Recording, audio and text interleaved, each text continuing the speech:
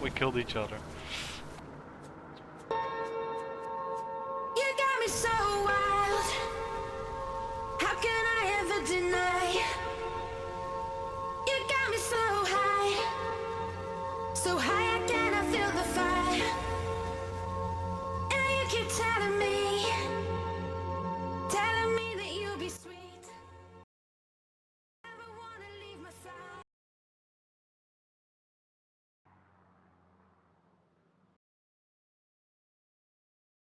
User joined your channel. So, Hey hi. Bloodstorm, how you doing? Yeah, I'm fine. Coughing all the time. So, Still? yeah. Yeah, getting medicine. That's getting a bit better. Oh, I But, hope you yeah. get well soon. Yeah, I hope to. So, let's start with my question. So, at first, of course, question, what should you do if a more maneuverable plane is behind you? If a more maneuverable plane is behind you, that Yeah. usually means that you have a better engine, because momentarily it's balanced in a way that maneuverable planes usually have a quite weak engine, and fast planes are quite immaneuverable. So what you should do is try to fly away, either in a straight line, whilst obviously trying to dodge the shots as much as you can, or if you have all your boost left, to go almost straight up or straight up. And usually if it's like a 0 and you're in a 109E or in a 109B, or if it's a 0 and you're in a P36, the 0 can barely climb to A6M1. It has a very weak engine, this, so if you just go straight up, it will stall out almost immediately, and then you can Okay. dive on it and repeat that until it's dead. Okay, but my fear is always if I go straight up then that I get shot down. Well, So I think for it's most a little players, bit especially dangerous. for mouse players, it's really difficult to actually aim vertically upwards. So usually it's not the pursuer that kills you if you go straight up, but actually someone else that's already at that altitude and only has to fire straight. So the vertical up thing that only works if the guy that's behind you is one of the only enemies in that area that's possible going after you. If it's like very crowded area and there are a lot of enemies, then your best bet would be to dive and then keep your speed and try to dodge their shots. But just whatever you do, don't go turning. Try to make it an Yeah. easy target for an ally to shoot down. Yeah. So I think it's better you put your eyes up and look in the map and you Yeah, see where the most you have, enemies are. yes. You must have good situational awareness. If you know you're in a slow turning plane, what's best to do is to wait for the match to for the battles to start, for the duels to start, for the dogfights to already start between your allies and the enemies, and join the battle later on, so you can pick your own targets. And preferably Okay. go for the maneuverable planes first, so they can't go after you anymore. Obviously, then the maneuverable planes that are already engaged with an ally of yours. Okay. And the sea of firing in sniper mode, why are you doing that? The sensor, is it just because you can do it better than flying without it, or? I don't Yeah. know. I've flown until about March. I've always flown in external view and never went into zoom sniper mode or unzoom sniper mode. But after that, I kind of started to use it and see if I liked it more. And I'm mostly known for taking out targets that are 900 to 1100 meters away. So if the targets are that far away, you have to use the zoom sniper view because else you can't see where they were going. In 3.5, the planes were a bit bigger, the scaling was different, so they were easier to see from afar. But now there are a lot smaller targets, so what you need to do is, well, what I now need to do is use that zoom sniper view to be able to see where he's going. Okay, but I tried with sniper mode soon, and I think in turning it's really difficult to use. Yeah, when I turn, I usually go outside. I usually, um, you might have seen that, but when it's turning, then I'm mostly in external view. Okay. Well, good. And what you can do for more, sorry, but there are more than, yeah, 2 or 3 enemies behind you. When there are more than 2 or 3 enemies behind you, then it's Yeah, gonna get I think. really difficult. Um, there are several things you can do if they're really close together. You can try and make them crash into each other. Which, if it's Uh, free, then then it happens quite often. But if it's only 2, then it's really difficult to make them crash into each other. But yeah, best thing you can do if you're solo, if you don't have any flight mates, any people you regularly fly with, then the best thing you can do is try to survive. Don't try to fight, don't try to turn against them, but unless you're a quicker turner, plane. But if you're not, try to make them an easy target for your teammates to kill while staying alive. So okay. wiggle and weave, they call it. Okay. And so, for flying with mates, and your mate is, for example, on the other corner of the map, what are you doing to not get under the fire of these enemies? Are you flying curves, or are you flying up and down, or I know some different tactics, but I want to know, yeah, what tactic are you using? When someone's behind me, you mean? Yeah, and if you want that your ally can come. If my allies are far away, or at least ones that I know that they will help me out, if they are far away, what I do is I make half a circle, as if I'm going to circle fight to turn and burn. But then I roll over and make half a circle in the opposite direction. That way they can get only a few shots in every time, and they have very short windows they can shoot at you, and they have to hit in those short time frames as well.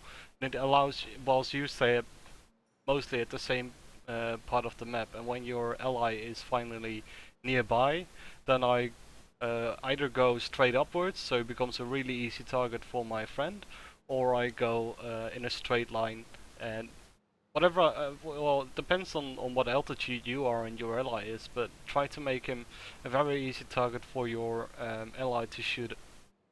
Because most of Okay. the times, most players, they are completely fixated on their target and don't notice anything else around them, except for the Yeah. guy they're going after. So they probably won't even notice he's coming. Okay. And so, last question from me. How long does it take, or how long you needed to get so good like you're now? Um, I thought I was a complete idiot until was in a tier. I was in a LA5, a tier 6 Russian fighter, and I was alone versus 12 enemies. Within 2 minutes of the match, my complete team was dead. And I was alone versus 12 enemies. I was still playing on the American server back then, so I even had like 140 ms ping. And back then, tier 6 planes still flew on El Aluf as well. And in the end, I won the match. I had 24 HP remaining. I killed 8 of them, and I had 2 of them like 200 meters behind me, but I won somehow on supremacy. And that's when I noticed that I'm actually apparently pretty good at the game, and that motivated me to improve myself. And the main way I did that was trying to see who gets a lot of kills, and if I see them again, then to spectate them. Sometimes I would intentionally crash into the ground to spectate someone I knew was a good player who was on my team for the complete battle and see what he was doing. Or if I knew I had a better plane than someone else, but I somehow still couldn't kill him, then I would spectate him for the rest of the match after I've been killed by switching from ally to see what he's doing and how he survives or how he kills people, and then copying that basically. So what I did was I looked at the better players in the teams when I was dead, and I stayed in the battle and spectated players I knew got a lot of kills or were very difficult to kill, and that way I adapted some strategies to stay alive or to kill people. Okay. And so this is the way how you gained your experience. That's basically how I taught myself the game. Yeah. Mostly by spectating after I've been killed, or intentionally suiciding myself to be able to spectate someone else. I even did that. Yeah. Mostly like Admiral. Well, that was on the American server. When I came to the European server, I was already a decent pilot, I would say. Still nowhere near as good as I'm now, but I was still a decent pilot. That took me about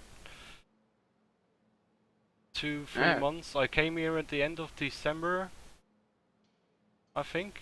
It's at the end of November, I don't know anymore. I got accepted in September for the closed beta, and I played on the American server for about 2.5 months. Well, it's a lot of time where you can learn very much. I've started here on February or July. February or January, I think. Yeah, and you think you see that I've still learned very much here. So I think everyone here can be a good pilot. Yeah, everyone can be a good pilot, and whatever discussion you see in the forums on tiers matter, tiers do not matter at all. I've actually had I was in a flight with Demon 93 and someone else, I can't remember who it was anymore. But I switched to a tier 6 plane and they were in a tier 4 plane, and I accidentally started before they switched into tier 6. And we got dragged into a tier 8 battle. So we had them in the 2 Buffaloes and me in the P-51 against jets. And okay. they actually killed, they in their silly Buffaloes, one of them killed the LA-150, the tier 8 Russian jet fighter that got removed, and the other one killed the P-51 JP, which was the tier 8 jet-powered Mustang that's sadly removed as well. So tiers do not matter, only skills and experience matters in my opinion. Okay, then thank you for answering the questions. Yeah, I hope they will help you further. Yeah, I think beta is at the moment a really big training phase for me. So close beta was more learning the game or knowing the game. Now it's more training. Yeah, it's all trial and error. What I used to do is when I got a new plane, I would go into a training room. Before I went into a normal battle, I would go into a training room, make a training room, and I would see like, okay, how long can this thing boost? Can it turn well? Can it climb well? Is it quick? Does it have good firepower? How quick is it in a dive? I would just to get a hang of what the aircraft could do. And then every time I would get killed in it, I would notice. I would say to myself, like, note to self: if you encounter a A6M1 whilst you are in a F2A, don't turn. And after that, I would not turn. And that way, if I was chased by an A6M1, and that way I, yeah, kind of learned how every plane behaves, how every plane is, and start to use the pros of one plane against the cons of another. Oh, okay. Yeah, but you just need to discover them and remember it and print it into your head. Like, if I'm in a heavy fighter, don't turn. Well, that's very logical and basic, but yeah, still a lot of people do that. If I'm in a F7U, if you're in a F7U, you only need to take a look at the stats. There's like maneuverability, there's like 60. Well, you know that you're not supposed to turn them, but some people still go turn fighting in them. Well, yeah. Yeah, it's really knowing your Pliner's Yep. game. I think it's Every more time you now. die, 8 out of 10 times you die, it is your own fault because you um, made a wrong decision or because you were not paying attention on what other planes were flying in the area. Yeah. And 1 out of 10 times you die because your plane was simply too inferior to the plane that was chasing you, and the 10th time you get kamikaze. Yeah, well, that's the moment in the open beta starting phase. Every time yeah. you get killed, try to evaluate what the situation was and what you did wrong, how came you died. I mean, you are in control of where your aircraft is, what your aircraft does. You are in control of how easy target you are for an enemy. So you're always in control of the reason why you're dying or not. Okay. So always try to look back at the last 10 seconds before you got killed. What did you do, and what that you did do made it so easy for an enemy to kill you, and try to not do it again. And then learning from this and trying to not do the same mistake in other games.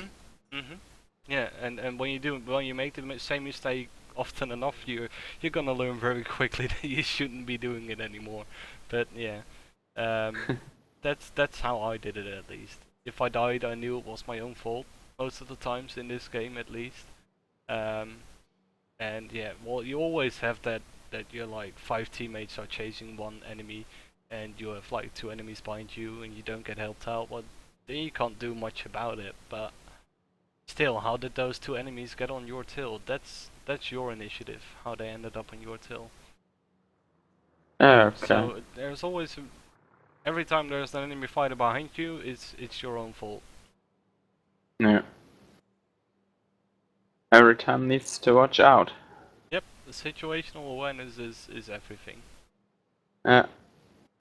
Okay, so don't want longer further from playing World of Warplanes.